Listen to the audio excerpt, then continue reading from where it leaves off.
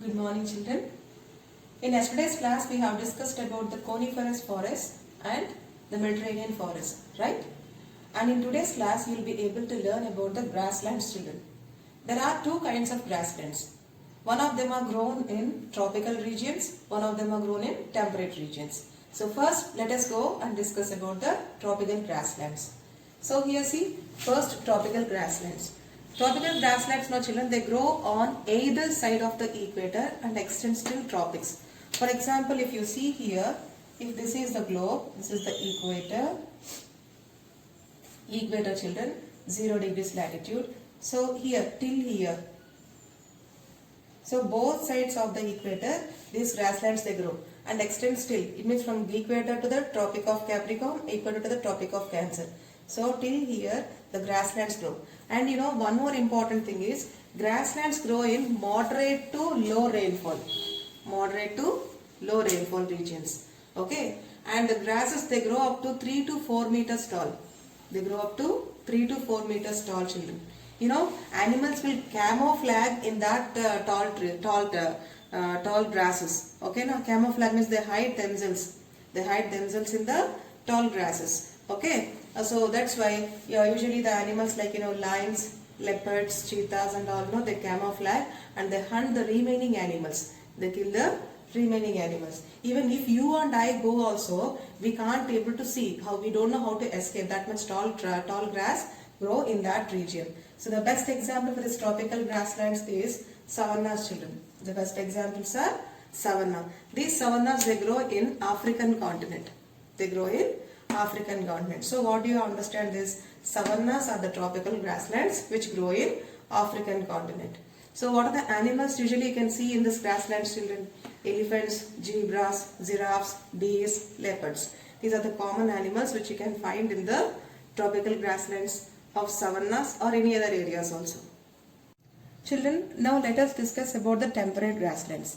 See, the grassland name itself shows that it grows in temperate regions. You already know that what is a temperate region. Where does the temperate region lie? I'll tell you once again. Temperate regions lie between Tropic of Cancer and the Polar Arctic Circle in the north and Tropic of Capricorn and the Antarctic Circle in the south. So let's see here.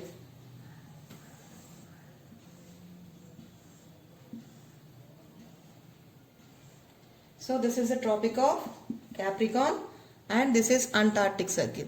So in this region, you can find the temperate grasslands. Here also from Tropic of Cancer to this is Arctic Circle. Okay. So in between these regions, you can find the temperate grasslands, children. Okay. And also you can find this kind of grasslands in the interior parts of the continent also. Because interior parts of the continents, they will not receive much amount of rainfall. That's why you can find this temperate grasslands in the interior parts of the continent also. So where can you find this kind of grasslands? In the mid-latitudinal zones and also interior parts of the continent. And this grass is very short, children. It is not tall like savannas or it is not tall like tropical grasslands. Okay, so it is short, children. It may be one or 2 meters, not 1 or 2 meters also. Just 1 meter or half meter it will be. But it is nutritious, children. It is very nutritious. That's why the people, those who herd the animals, children, they rear the animals, those people, they just provide this as feed for the buffaloes which they grow. Okay, so what are the common animals which you can see in this region? Those are wild buffaloes, bisons, antelopes. These are the common animals which you can see in those regions because there is no forest, So these are the animals only commonly you can see over there. Okay. Children, let's see some of the facts. Okay. Tropical grasslands, grasslands are known in different names in different regions. Some regions they call some other name and some other regions they call it some other name. Okay, for example, you are there at your home, your mother calls you with nickname, but in the school they call you with full name, right? Likewise, here tropical grasslands, first come to tropical grasslands, children. We all have discussed that the tropical grasslands in the East Africa, savannas, right? But there are some other countries you can find the same tropical grasslands, but they are called with different names. Let's see here, in Brazil these tropical grasslands are called campos. What's that? Campos. And in Venezuela, tropical grasslands are called llanos. What's that? Llanos. So temperate grasslands has also different names like tropical grasslands, children. So in Argentina they call the pampas, in North America they call prairies, and in South Africa they call velds, and Central Asia they call steppes, and Australia they call downs. So these are the different names of the temperate grasslands and the tropical grasslands. Thorny bushes. This vegetation, children, you can find in the desert regions, that too very dry deserts. It means the deserts which will receive very less amount of rainfall with high temperature. Okay, usually these deserts, children, these tropical bushes you can find in the tropical deserts which are located in the western margins of the continents.